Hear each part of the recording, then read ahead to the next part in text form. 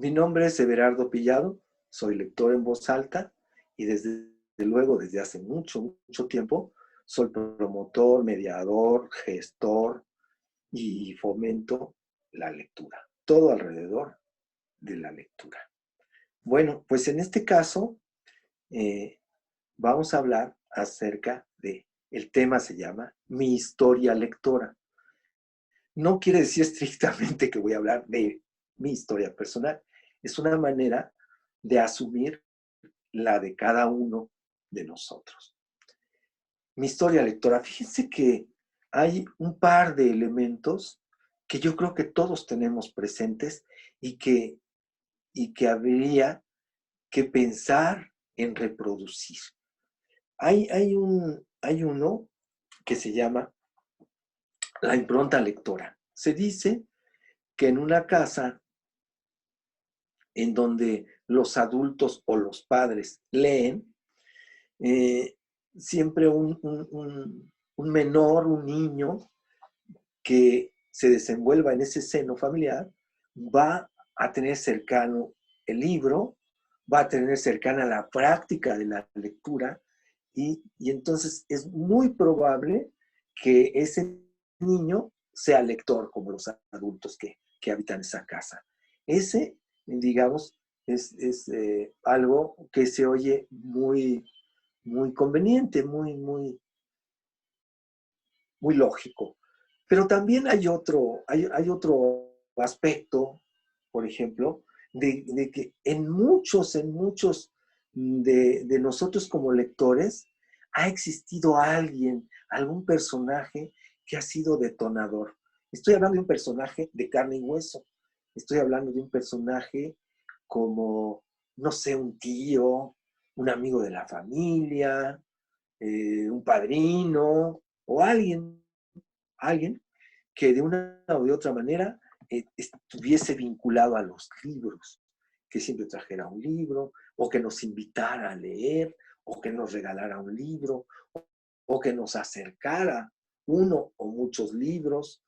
De pronto todo esto, contar con un elemento como el que decía yo de la impronta lectora, o contar con un personaje detonante en nuestra biografía o en nuestra vida inicial con respecto a los libros, seguramente puede existir. Fíjense que en mi caso, por ejemplo, yo tuve la fortuna de que en mi casa había libros y todo esto, pero también, a su vez, hace muchos años, cuando llegué a primero de secundaria,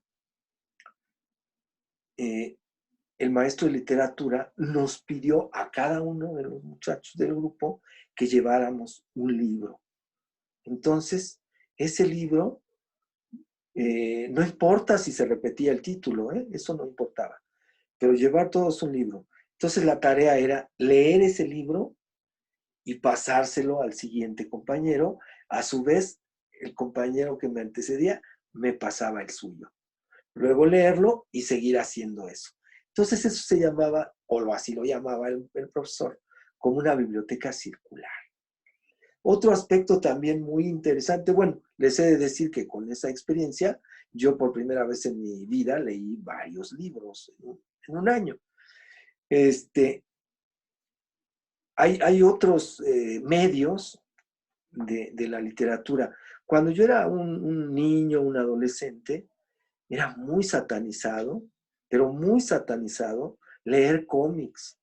Híjole, colgaban a uno de casi de los pulgares, ¿no? Así, como un ritual terrible, lo satanizaban a uno, decían que uno perdía el tiempo, que eso no servía para nada, que cómo era posible. Y les digo, era una cosa terrible. Si el papá lo descubría en la casa, digamos, un papá que no era acostumbrado a la lectura o que era muy exquisito para sus lecturas, llevaba al niño o a la niña a la escuela y le decía, maestra o maestro, fíjese que mi hijo o mi hija tenía unos cómics. Híjole, no, pues el maestro venía el otro regaño y capaz que hasta el siguiente lunes en la asamblea de los honores a la bandera hablaban de eso como algo terrible, ¿no? Pero ¿qué creen? Que yo me acuerdo que por ahí, en mi caso personal, a principios de los años 80, empecé a descubrir unas publicaciones de cómic de la SEP. Yo me sorprendí mucho y me sorprendí más cuando empecé a descubrir que había grandes autores representados ahí. Eran, eran cómics de historia, había esos grandes personajes que siempre nos presentan como más allá de lo humano. No, aquí los veía uno, los leía uno ya como seres humanos, ¿no? De una manera muy, muy interesante y sobre todo accesible. Había una publicación, me acuerdo mucho, muy, muy bonita, que se llamaba Sniff, también de la SEP, que dirigía el maestro Paco Ignacio Taibo, esa publicación. Y ahí veía uno muestras del cómic europeo, por ejemplo, español, italiano, alemán, ruso, del cómic cubano, del cómic norteamericano, del cómic japonés, comenzaba uno a conocer lo que ahora, pues, ya conocemos todos. Entonces, se reivindicó, de pronto podemos darnos cuenta que dentro de nuestras historias lectoras nos han pasado muchos procesos, hemos vivido muchos procesos. Actualmente, bueno, pues, ¿qué les digo? Yo sé que para fomentar la lectura hay quien se apoya en juegos de video, hay quien se apoya en los juegos de rol, por ejemplo, ¿no? Yo he visto trabajar novelas, o sí, novelas con juegos de rol, ¿no?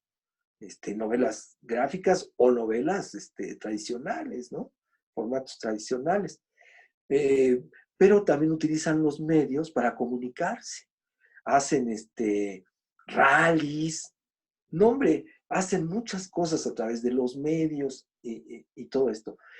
Eh, Aspiro a ampliar toda esta posibilidad de recordar o reconocer nuestra historia lectora, porque seguramente, así como yo he referido aquí algunas experiencias propias, ustedes tendrán otras. Y recordemos que de pronto a alguien en particular no se le ocurre todo. Entonces, al contrario, cuando compartimos estas experiencias o estas esperanzas, ¿qué tal si yo decía, híjole, a mí me hubiera gustado, hay que compartirlo? ¿Qué tal si de veras nos sirve para mediar, para impulsar, para estimular en otros el acercamiento a los libros y a la lectura? Eso sería lo deseable, desde luego. Entonces, decía yo, cuando hablamos de la historia lectora, también de pronto sería injusto que a mí me preguntaran cuántos libros leo al año, ¿no? Porque pues yo me dedico a esto, yo les diré, pues yo diario leo un montón, en voz alta o para mí, etcétera. Pero es que a veces así es esto, yo me dedico a esto. Pero de pronto no es el número de libros, sino es eh, cómo accedo yo como lector, cómo nutro mi voz interior y luego cómo esa alimentación de mi voz interior me obliga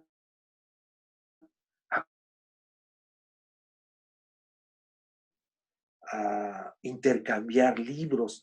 Recordemos que nadie repite la lectura de nadie. Cada lectura es totalmente distinta a la de cualquier otro, así sea el mismo título. Entonces, de pronto podemos hacer promoción de la lectura, difusión, mediación, con pocos libros, ¿eh? No se requieren grandes cantidades. O sea, que no nos limite el número de libros o la edición, que si es antigua o reciente, o no, no. No nos debe impedir, no podemos poner esos limitantes en nuestras intenciones, no. Y seguramente intercambiando experiencias, ah, recordemos que la lectura se da incluso sin saber leer.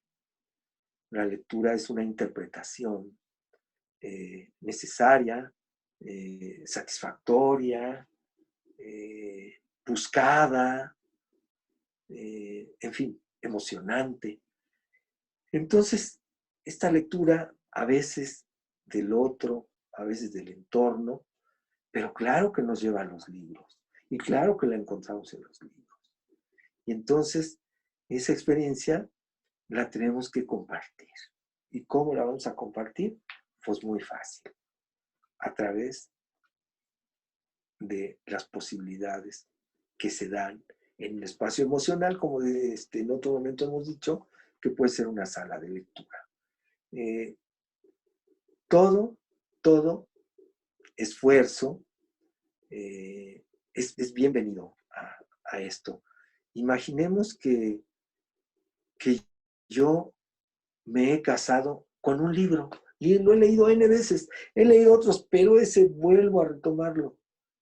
Si nosotros, si nosotros fuéramos un poquito, nos esforzáramos un poquito en la memoria, recordaríamos que cuando le leemos un libro a un niño, que si es mi hijo, si es mi sobrinito, que si es amigo de mis hermanos, no sé, que si, y al siguiente día les voy a leer, les pretendo leer, y a veces me dicen, el mismo, no, que quiero otra vez el de Caperucita. Oye, pero aquí hay otros, yo quiero otra vez el de Caperucita. Eso nos debe de enseñar a que, a que no nos limitemos, a que le demos salida a todas esas posibilidades. Y seguramente, poco a poco, de la mano con esto, de la mano con los grandes programas que hay ahora de acercamiento y de acceso monetario de muchos libros, seguramente vamos a poder reconstruir nuestra historia lectora.